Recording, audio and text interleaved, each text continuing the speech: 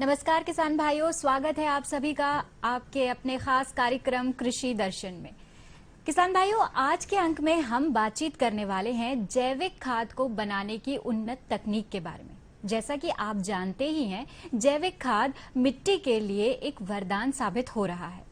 जी हाँ किसान भाइयों, इसी विषय पर आज हम बात करने वाले हैं। रासायनिक खाद के निरंतर प्रयोग से मिट्टी जो है वो सख्त हो जाती है, उसकी संरचना में बदलाव आ जाता है, नमी रहित हो जाती है। लेकिन जैविक खाद उसे वापस उन्हीं पोषक तत्वों के साथ वही उर्वरक क्षमता प्रदान करता है। तो आइए इसी विषय पर बातचीत करने के लिए आज हमारे साथ स्टूडियो में है डॉक्टर MC मन्ना।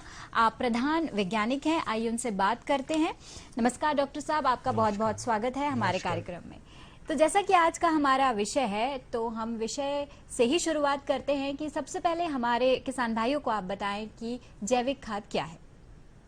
जैविक खाद जो जमीन के कूड़े कचरा है, अनाज का, पुआल का, ये सब, इसके बाद किचन वेस्ट का है, म्यूनिसिपल सॉलिड वेस्ट का है, और पेड़ पौधा जो हॉर्टिकल्चर वेस्ट है, बागीचा का जो वेस्ट है, ये सब को एक स्तर से वैज्ञानिक सम्मत मेथड से उसको विघटन करके कुछ दिन के बाद उसको सड़ा के जो खाद बनाते हैं, सरल भाषा में उसको जैविक खाद कहते हैं जी। ये बहुत ही आसान है बनाने के लिए। सब लोग नावेड मेथड जानते हैं, नाडेफ मेथड बहुत ही अच्छे हैं।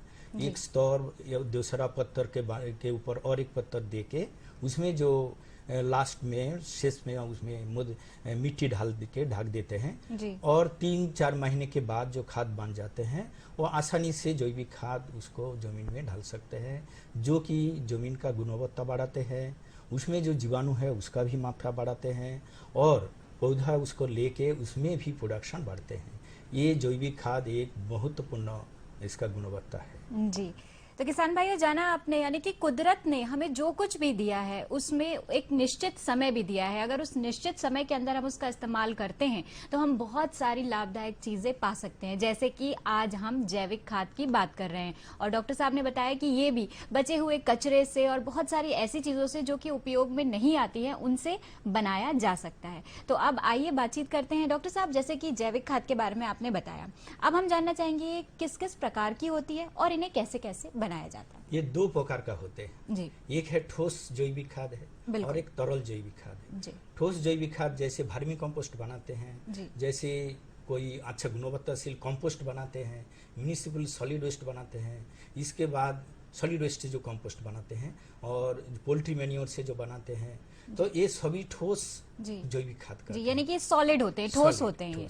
ये कैसे हम पहचाने किसान भाई ये ठोस हुए हैं? हाँ। इसलिए जो उसका नमी का मात्रा है ये 25 से 30% से ज्यादा नहीं होना चाहिए, तो वो उसको ठोस जैविक खाद कहते हैं। बिल्कुल। और जैविक खाद है उसको तरल जैविक खाद कहते हैं। तरल जैविक खाद में जो हमारे गौशाला का जो गोमूत्र है, गोबर है, इसको मिलावट करके इसके साथ गुड़ और दही मिला के कुछ दिनों के सड़ाने के बाद 7 से 15 दिन के बाद फिर हम लोग उसको जमीन में छिड़काव करते हैं। छिड़काव करते समय कभी कभी इरिगेशन के साथ, जिस समय हम लोग पंप सेट लगाते हैं जहाँ पे, वहाँ पे जाके भी ये ढाल देते हैं, तो वो पानी के साथ बह के पूरा खेत में हो जाते हैं। और 1 एकड़ जमीन में अगर मानने करने चाहते हैं 200 लीटर पानी में और 1 किलो गौमूत्र के साथ, 1 किलो गुड़ के साथ और आधा किलो दही के साथ और 40 किलो गोबर के साथ मिला के एक 200 लीटर टैंकी में उसको रख के घोल देते हैं। देने के बाद 7 से 15 दिन उसमें उसको और भी जो सब जीवाणु है, जिसको अच्छा गुणवत्ता जीवाणु कहते हैं, उसको मात्रा बढ़ाने के बाद फिर जमीन में हम लोग उसको छिड़काव करते हैं। जो छिड़काव करते समय ध्यान देना चाहिए जी, ज़्यादा डालेंगे ना कम डालेंगे और कब तक इसको देते रहेंगे। 3 से 4 बार देंगे तो जमीन में जो रासायनिक खाद डालते हैं उसका बराबर होता है और उतना नहीं होता है, क्योंकि उसमें उतना पोषक तत्व तो नहीं है जी।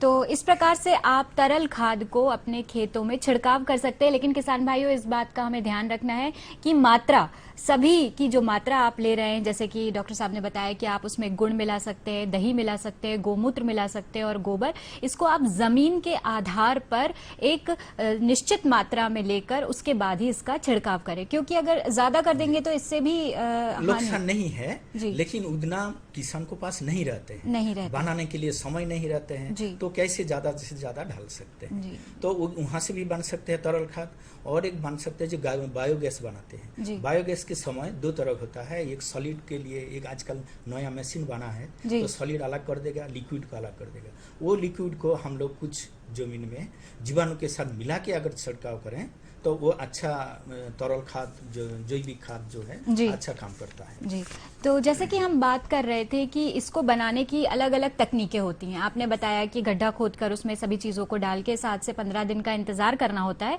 और उसके बाद जो इसके अंदर बैक्टीरिया, फंजाई और माइक्रो ऑर्गेनिज्म है वो धीरे धीरे बढ़ते हैं, और यही जीवाणु इसे जैविक खाद बनाते हैं। तो अब हमारे किसान भाइयों को आप ये बताइए डॉक्टर साहब कि आपकी संस्था किस प्रकार या किस तकनीक से ये खाद बना रही है? देखिए, हमारे भारतीय मृदा विज्ञान संस्था में उन्नत जैविक खाद बना रहा हूँ। ये किसान लोग जो खाद बनाते हैं उसमें सबसे पोषक तत्व सबसे महत्वपूर्ण होता है, उसका मात्रा बहुत कम होता है। नाइट्रोजन केवल 5.5% होता है, फास्फोरस 0.4% होता है, और पोटासियम 0.4% होता है। तो इतना कम होने के कारण हमारे जो जैविक खाद है उसका बहुत ज़्यादा मात्रा लगता है। इसको कम करने के लिए उच्च गुणवत्ताशील जैविक खाद बनाना जरूरी है, जिसमें उसको कम समय में और अच्छा उसको जो अमाउंट डालते हैं, मात्रा डालते हैं, वो भी कम कर सकते हैं। और सबसे ज़्यादा है पोषक तत्वों का गुणवत्ता बढ़ाते हैं। जैसे हमारे भारतीय मृदा विज्ञान संस्था में ये खाद बनाए हैं, फॉस्फोसल्फो नाइट्रो कंपोस्ट करते हैं, जिसमें फास्फोरस का मात्रा जो है साधारण खाद से 10 गुना ज़्यादा होता है, और नाइट्रोजन है 2 गुना ज़्यादा होता है। फास्फोरस भी, पोटासियम भी उसी तरह साधारण खाद से 3 गुना ज़्यादा होता है। तो ये जो नाइट्रोजन, फास्फोरस, पोटासियम, इसके साथ जो सूक्ष्म खाद पोषक तत्व हैं उसका भी गुणवत्ता बढ़ता है। क्योंकि हमारे जो टेक्निक है इसको हम बोले हैं फॉस्फोसल्फो नाइट्रो कंपोस्ट टेक्निक। इसमें नाइट्रोजन, फास्फोरस और पोटासियम का मात्रा जो साधारण खाद से कोई गुना ज़्यादा है। तो किसान भाइयों मान लीजिए चाहते हैं सोयाबीन का खेती करने के लिए, तो उसमें 30 टन लगता है जो साधारण जैविक खाद के डालने के लिए। अगर उसको मैं साधारण जैविक खाद नहीं डाल के उन्नत गुणवत्ताशील हमारे खाद डालेंगे तो वो खाद 5 से 7 टन में काम हो जाएगा। उसमें कोई रासायनिक खाद डालने का जरूरत नहीं पड़ेगा। ये है टेक्निकी जो उन्नति, जिसको हम लोग बार बार बोलते हैं, और इफको जो फार्मर्स है वो लोग हमारे ये चीज़ को लिए हैं। 1000 किसान के ऊपर ये सब डिमॉन्स्ट्रेट किया है।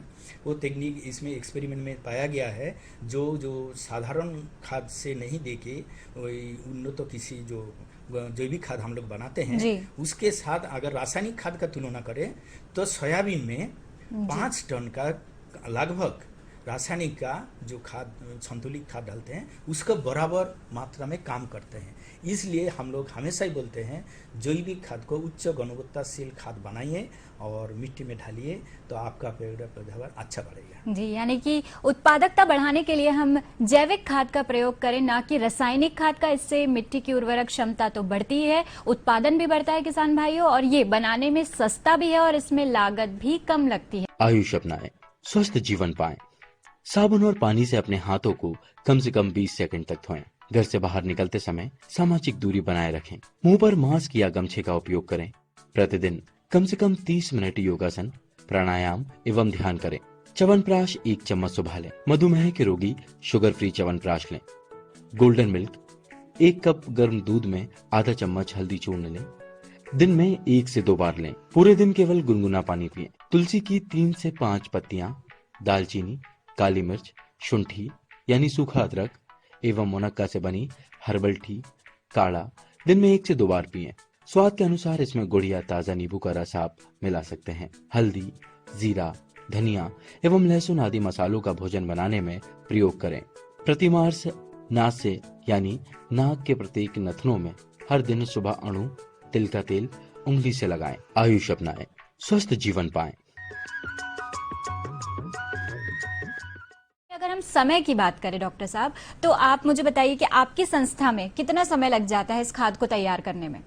इस खाद के तैयारी करने के लिए हम लोग अलग अलग कचरा को अलग अलग तरीका से एक्सपेरिमेंट किया है जी। जैसे आप घरेलू जो कूड़े कचरा है, हाँ। वहाँ से खाद बनाएंगे तो वो 25 से 30 दिन में ये एनडीज कंपोस्ट बन जाते हैं। हाँ, यानी कि जो घरेलू कचरा है, जो सब्जियों का कचरा हो गया, अंडों के छिलके हो गए, और भी जो भी घर में बाकी का कचरा जो है, पत्तियां हैं जी, फूल और पत्तियां, फल का है छिलका, सभी छिलका को अगर हम लोग कंपोस्ट बनाएं तो ये 25 से 30 दिन में कंपोस्ट बन जाता है। लगभग 1 महीने का समय इस खाद को बनाने में लग जाता है जी।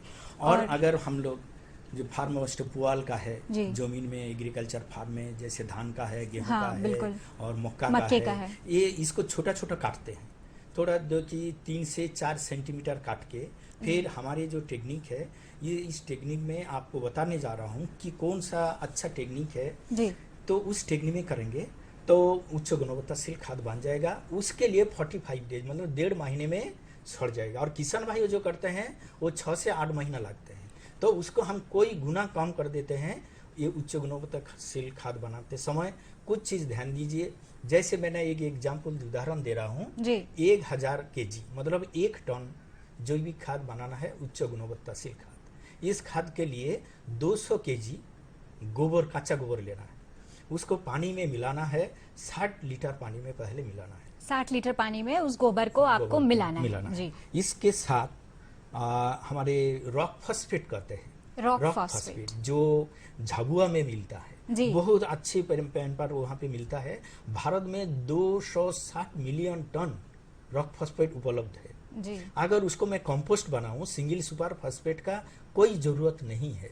ये है हम लोग दावा करते हैं और इसमें सबसे अच्छा काम करते हैं। तो उसका मात्रा लेना चाहिए जी 320 kg। इसके साथ 120 kg पाइराइड्स लेते हैं। अच्छा। पाइराइड्स मिलता है आमजोर बिहार में, और मध्य प्रदेश में इसको नहीं मिलता है। मिलता है जो लोग फॉस्फोजिप्सम जो सब फैक्ट्री है, फॉस्फोजिप्सम भी इसमें डाल सकते हैं 5% हिसाब से जी। इसके साथ 13 किलो मैं यूरिया डालता हूँ। यूरिया डालते हैं जी। इसके साथ 50 किलो मैंने मिट्टी डालते हैं। ये सब जब मिक्सअप करते हैं, इसके साथ कुछ कल्चर 10 लीटर डालते हैं। ये है बैक्टीरिया कल्चर जी। हमारे पास कुछ बैक्टीरिया है जल्दी सड़ा देते हैं, इसको लिग्नोसेलुलाइटिक बैक्टीरिया कहते हैं। इसके साथ हम लोग फुफंदर लेते हैं, फंजाई कल्चर, जो है कि 500 ग्राम पर टन मटेरियल का हिसाब से डालते हैं। ये सब जो कल्चर है पहले इसको बनाने के लिए 15 दिन लग जाते हैं। इसके बाद उसको हम लोग अच्छी तरह उसको ग्राइंडिंग करते हैं माइसेलियम को, और उसको फुफंदर का जो कुछ माइसेलियम होता है मैट कहते हैं जी। इसके बाद बैक्टीरिया जो लीटर है उसमें 10⁸ वायबल सेल्स, मतलब बहुत ज़्यादा अमाउंट वायबल सेल होना चाहिए, तो वो हम लोग ही मेंटेन करते हैं। फिर इसके में ढाल देते हैं जो कूड़े कचरा में। वो कैसे ढालते हैं, पहले एक स्तर बनाते हैं 3 सेंटीमीटर, उसके लिए एक बड़े आकार का पीठ बनाना है। ये पीठ का लंबाई होना चाहिए 10 फीट, चौड़ाई होना चाहिए 7 फीट, ऊंचाई होना चाहिए 3 फीट, 2.5 से 3 फीट अच्छे 10 बाय 7 का आपको एक गड्ढा बनाना है और इसके साथ 3 फीट, लगभग 2.5 से 3 फीट उसकी ऊंचाई करना है जी। ये इसी में एक परत ढालते हैं, एक परत ढालते हैं 3 सेंटीमीटर। ये सभी कूड़े कचरा को एक साथ एक रखते हैं, फिर मिक्सअप करते हैं। जो गोबर रखे हैं, पानी रखे हैं, रॉक फॉस्फेट रखे हैं, पाइराइड्स रखे हैं, देन यूरिया थोड़ा अमाउंट डाल रहा हूँ क्योंकि मुझे ज़्यादा से ज़्यादा जल्दी सड़ाना है। ये मैं नहीं देखा था जो भी ऑर्गेनिक फार्मिंग जो करते हैं उसमें यूरिया डालना मना है, तो इसलिए मैंने ये सलाह दिया हूँ। अगर ये मना है तो ग्लाइसिडिया एक प्लेड होता है, उसका मात्रा यहाँ पे काट के उसके साथ मिलावट करके भी डाल सकते हैं जो नाइट्रोजन का, हाँ, यूरिया के स्थान पर इसको मात्रा डाल के हम लोग, क्योंकि ये जरूरत होता है जो फुफंदर है, जो बैक्टीरिया है, इसके एक मात्रा नाइट्रोजन का होना चाहिए 1.5% जरूरी है उस बैक्टीरिया फंगस का बॉडी के लिए। जी। तो इसलिए जल्दी से जल्दी सड़ाने के लिए उसको खाना चाहिए। ये खाना देने के लिए हम लोग अगर यूरिया दे सकते हैं जो नाइट्रोजन का मात्रा पूरी कर सकते हैं, नहीं तो हम लोग ग्लाइराइसिडिया एक पेड़ होता है, धुंचिया होता है, उसको काट के सबूज पाट को काट के इसमें हम डालते हैं, डाल सकते हैं, डाल के उसको मिक्सअप कर देते हैं, फिर थोड़ा मिट्टी डाल देते हैं। इसी तरह एक बाय एक स्तर करके 16 स्तर बनाते हैं। हम लोग देखे हैं इस एरिया में 1 टन खाद अगर 1000 केजी बनाने चाहते हैं तो आपको कम से कम 16 जो स्तर है बार बार बनाने के बाद उसमें ऊपर से थोड़ा गोबर का एक पत्थर डाल के रख देते हैं। अगर बीज में 15 दिन के बाद फिर उसको एक बार टार्निंग करते हैं, एक बार फावड़ा से उसको मिक्सअप कर देते हैं, फिर आराम से फिर ढक देते हैं। ऊपर से एक पॉलीथीन को ढक देते हैं। पॉलीथीन इसलिए देते हैं उसमें जो टेम्परेचर है उसका तापमात्रा मेंटेन होता है। उसमें कोई अगर ऐसे तापमात्रा हो जाते हैं, मान लीजिए कोई खरपतवार का सीड है वो भी मर जाते हैं, कोई हार्मफुल बैक्टीरिया है कि फंगस है वो भी मर जाते हैं। इसके बाद मैं फिर एक बार कल्चर डालता हूँ। तो वो कल्चर जो डालते हैं एक बार 5 दिन के बाद और एक बार 15 दिन के बाद डाल देते हैं। अगर अनाज का जो है गेहूं भूसा के लेते हैं तो 1 महीने के बाद एक बार डाल देते हैं, डाल सकते हैं। ये डालने के बाद फिर वो जो टर्निंग दिया था एक बार 15 दिन के बाद, फिर एक बार 30 दिन के बाद भी टर्निंग दे सकते हैं। तो ये अच्छी तरह मिलावट करना जरूरत है। इसको कहते हैं बायोबियो पद्धति, एरोबिक कंपोस्टिंग कहते हैं। तो उसमें जल्दी से जल्दी सड़ जाएगा। ये है हमारे जो, इसके बाद हम लोग उसके चर्चा करते हैं गुणवत्ता जांच करना। ये हमारे संस्था में गुणवत्ता जांच करते हैं। नाइट्रोजन, फास्फोरस, पोटासियम का मात्रा क्या है। जो साधारण जैविक खाद है उसमें 0.5% से लेके 0.8% होता है, लेकिन इसमें होता है 2% से ज्यादा नाइट्रोजन हो जाते हैं। तो देख लीजिए कितना ज्यादा नाइट्रोजन का मात्रा बढ़ जाता है। फास्फोरस का मात्रा भी इसी तरह होता है, 0.4% से बढ़ के 2.4 से 3% टोटल पी बढ़ जाता है। जो है हमारे कोई सारे फास्फोरस का गुणवत्ता जांच करते हैं, साइटेड सोल्यूबल पी कहते हैं जो साइट्रिक एसिड से मापते हैं, वाटर सोल्यूबल पी जो पानी में घुलनशील फास्फोरस होता है, और एक होता है ये सोडियम बाइकार्बोनेट अवेलेबल फास्फोरस मापने का और एक तरीका है। ये सब मापने के बाद देखा गया जो साइटेड सोल्यूबल फास्फोरस ये बढ़ जाते हैं 10%, जो कि साधारण खाद में 0.1% है। तो हमारे कहने का मतलब ये है अगर उच्च गुणवत्ताशील खाद बनाएं हमारे तकनीक से, फॉस्फो सल्फो नाइट्रो कंपोस्ट, तो वो जो ज़्यादा गुणवत्ता बढ़ते हैं, उसका मात्रा भी कम लगता है।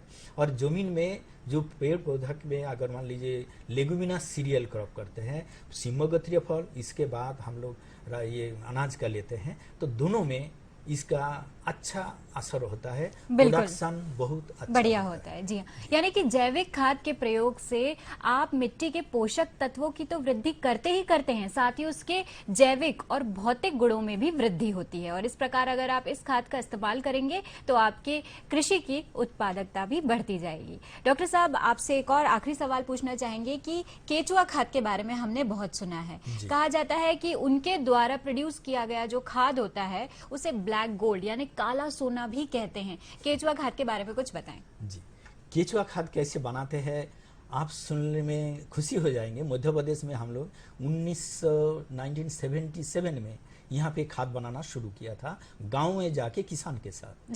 3 प्रजातियां का आर्थवर्म होता है, वो जो ये है एपिजेइक आर्थवर्म कहते हैं।